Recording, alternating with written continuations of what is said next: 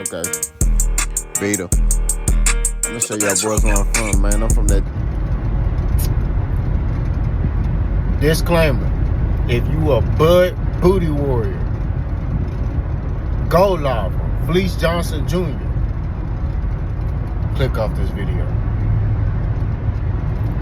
What it is, what it do, y'all didn't know it is the big boss hog, boss dog, cake poke through the dope.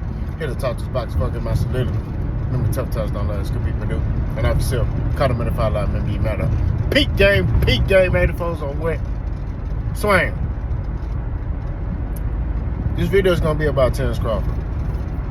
I see a lot of Bud Booty Wars in my comment section. They talking, they writing paragraphs. Some people are talking about Errol Spence, bringing up Errol Spence. I mean, I don't know what you want to say. I don't know what you want me to say to that. I mean, like, I'm supposed to get upset. I'm trying to figure out, yo, he boys be, Errol, he beat Errol. Okay, he beat Errol. And you know, and I told y'all last time, when I see boys say that, that let me know you not a fan of boxing. And what I mean by that is this. And also, you never really thought he could beat Errol. Because people that felt like he could beat Errol, they not talking. You know, they like, oh, I knew he could beat him. Okay, on to the next. You know, the ones that still bringing that up, you didn't think he can beat Errol Spence. So you telling on yourself. So the fact that he beat Errol, now you like, oh, Terence. You know, the fact that he beat Errol, now you sack chasing. You know what I'm saying? But I digress. Anyway, Terence Crawford is great, but he's taking the easier route to his greatness. Let's talk about it. What do I mean by he's taking the easier route to his greatness? Terence Crawford has all the accolades. He's two-time undisputed. He won an ESPY. You know, he has all these accolades, right? But who are these accolades against? Okay? Let's just really analyze. Let's go down the line again. Because y'all Bud Booty Warriors forgot. So boss gonna remind you. Alright? Terence Crawford at 135 beat Yorkis Gamboa, right?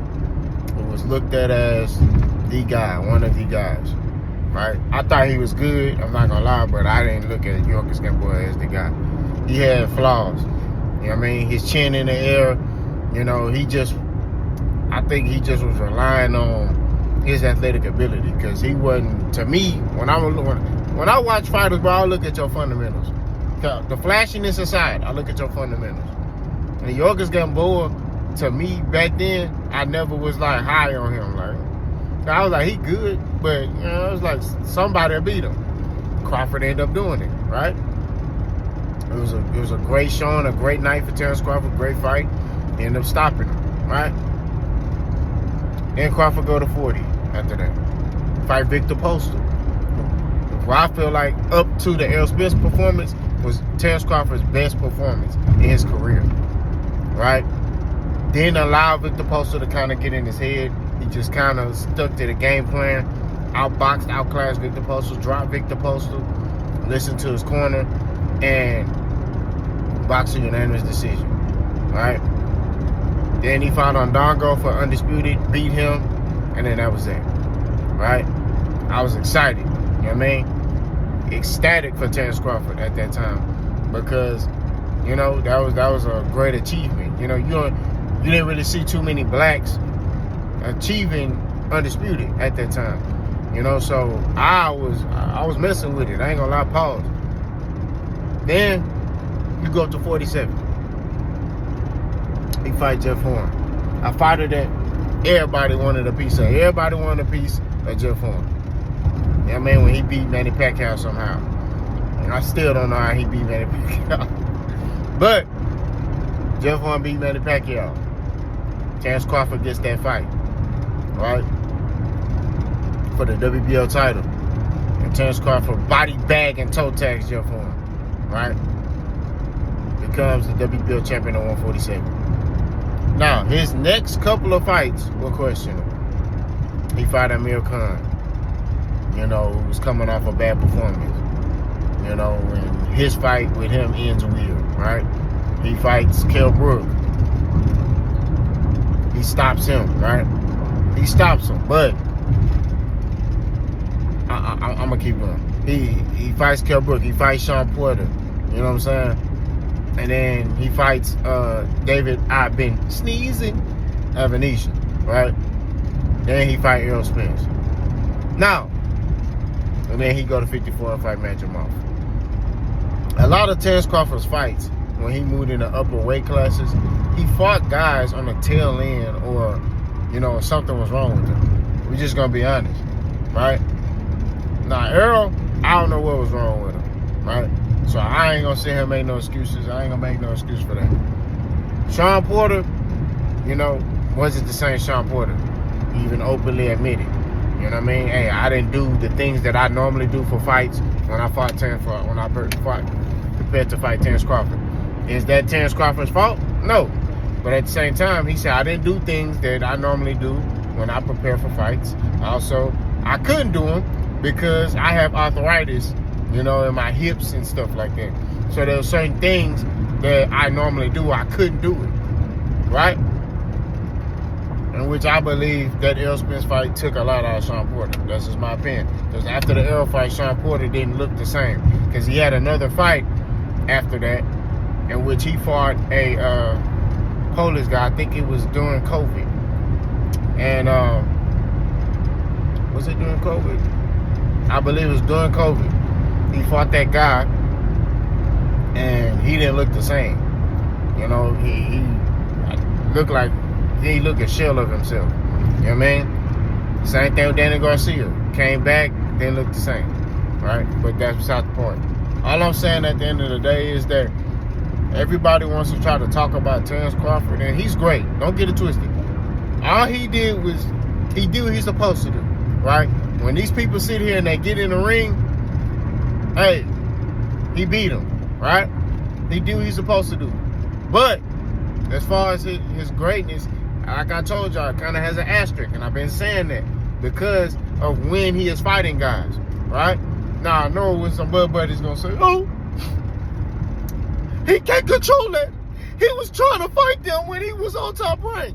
Okay, trying ain't going to get the job done, right? Trying, it don't matter. You got to get these fights over the hill. And Terence had opportunities to do that, right? He could have got these fights over the hill twice. If he would have just went and signed PBC, go where the smokers at, he would have got those fights. He didn't do that. He only signed PBC to get the Errol Spence fight, in which the only reason that fight happened was because of Errol Spence, right? That's real talk. The only reason why that fight came into fruition is because of Errol. Errol wanted that fight. He wanted to do what the fans wanted. Because Errol could have been like, nah, man, I'll go fight Keith Thurman. Right? I'll go fight Keith Thurman and go to 154. Or I can fight Keith Thurman at 154. Whatever the case is. But Errol stayed at 147 and fought Terence Crawford, in which he got body bagging. You know what I'm saying? That's real talk.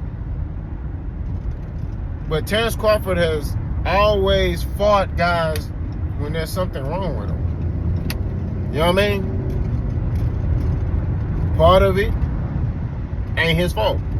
Part of it is. You know what I'm saying? Because you can sit there and be like, I don't want to fight him. I'll fight him. Or he could have been got these fights before other fighters fought these fighters. Right? That's real talk. So all I'm saying at the end of the day is just like Terence Crawford gets this like king treatment, where he don't gotta do no work. He ain't gotta put in. He ain't gotta go through the ringer. You know what I mean? It's just like he just kind of get like, put him in front of everybody. Put him in front of the line. What do I mean? 154. He goes up. Match him off. Just got his belt. Boom. Hey, I'm going to fight him. He ain't look at Fundora first. He ain't look at any of the champions first. He looked at Majimov and said, yeah, I want to fight him. Yeah, that's the fight for me. Clarky, I want to fight him. Right? Fights Majimov. beats him, gets the belt. Now he finna do the same thing with Canelo. You gonna get over? All right, bro. He gonna do the same thing with Canelo. He talked to Turk. Turk helped him get this fight by throwing some money at Canelo, right?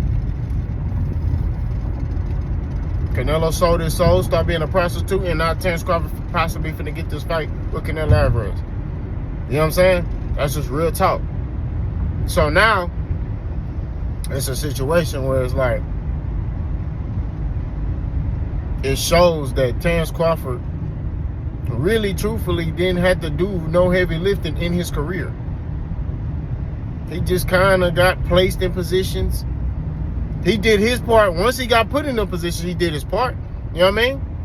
But he just kind of got placed in positions. He just kind of got put there. You know what I mean? He aligned himself with the right people, rubbed elbows with the right people, and he got put in these positions. Well, other fighters got to go through the ringer. You know what I'm saying? They got to fight. You even at 147, Errol Spence fought every top welterweight at 147. You know what I mean? Went through the ringer, fought all these dudes. And at first, they didn't want to fight him. But then they see how much money Errol bringing in. They like, oh, snap, this boy bringing in some money. Hey, yo, let's fight. So Errol fighting them. Errol fought everybody. You know what I'm saying? He fought everybody. Terence Crawford didn't fight everybody. You feel me? So, I just think, in my opinion, Terence Crawford's career is kind of watered down a bit. He got the accolades, he got the achievements, but it's watered down to me. But y'all let me know what y'all think. Boss gone.